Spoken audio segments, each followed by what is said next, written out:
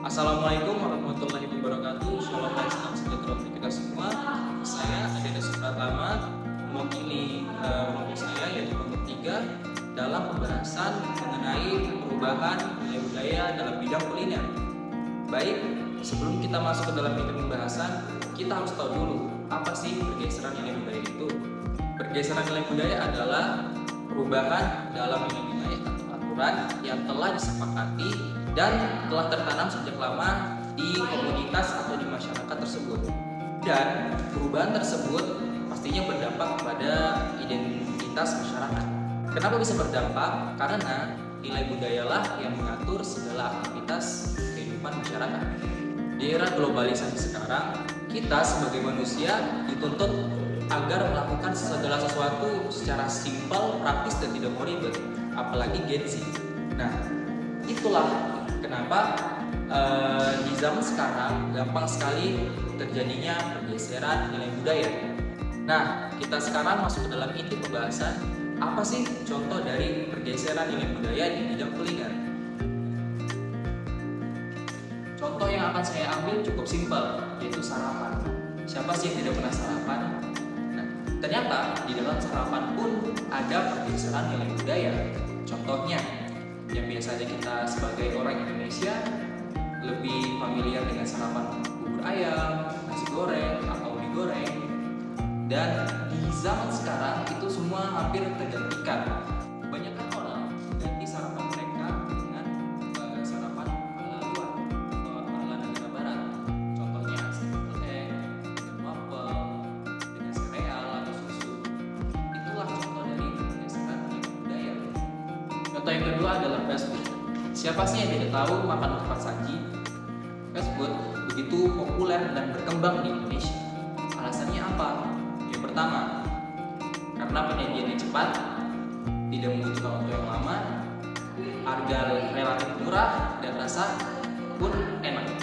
Dari dua contoh tadi, kita dapat melihat bahwa dampak dari globalisasi itu sangat besar bagi kita orang Indonesia. Tetapi tidak semua pergeseran nilai budaya itu menimbulkan efek negatif.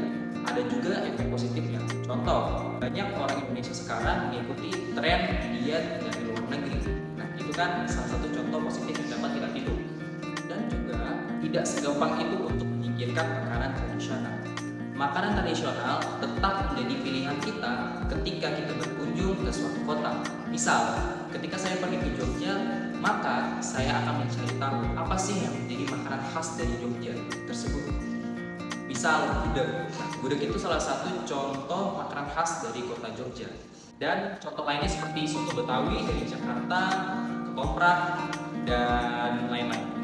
Jadi setelah mendengar pembahasan tadi, kita sebagai masyarakat Indonesia, penerus bangsa, tidak ingin dampak dari pergeseran nilai budaya terus merajalela di negeri kita.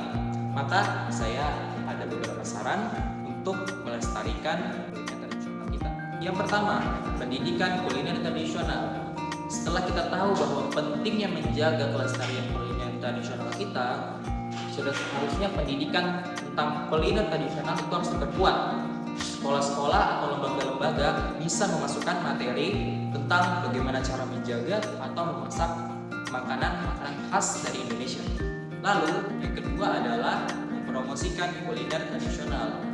Kita sebagai orang Indonesia seringkali bangga jika makanan atau kuliner kita bisa terkenal hingga ke luar negeri.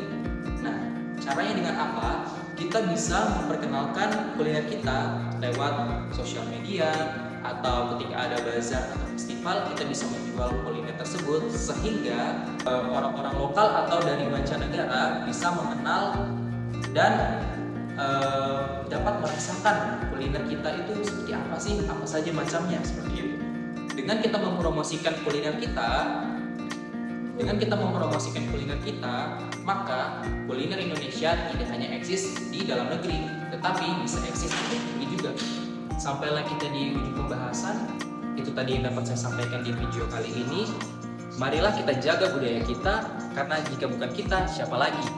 Saya Adeda Supratama, pamit undur diri. Wassalamualaikum warahmatullahi wabarakatuh. Shalom dan salam sejahtera.